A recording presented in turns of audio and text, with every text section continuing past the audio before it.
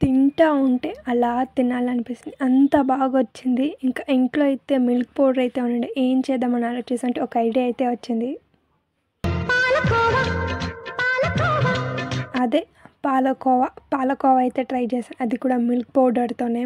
And 2 cups of milk powder and 2 cups of water 2 mix చేసుకొనేసి ఇలా బాగా lumps లెక్కోకుండా and నాకైతే ఇంకా ఎక్స్ట్రా వాటర్ అయితే పట్టినాయి.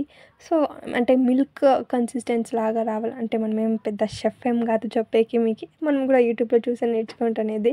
అండ్ మిల్క్ అయితే ఎంత బాగా ఉడికితే అంత టేస్ట్ అయితే వస్తుంది. సో, ఒక పక్క అయితే మిల్క్ అయితే ఉడుకుతున్నాయి.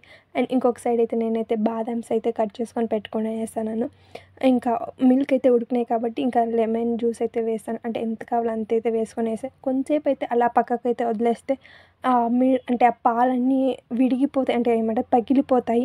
అప్పుడైతే షుగర్ అయితే వేసుకొనేసి ఇలా అండ్ ఫైనల్‌గా ఘీ అయితే వేశాను. అండ్ అంటే మెయిన్‌గా మనకైతే పేషెన్స్ ఉండాలి ఇది చేసేకి.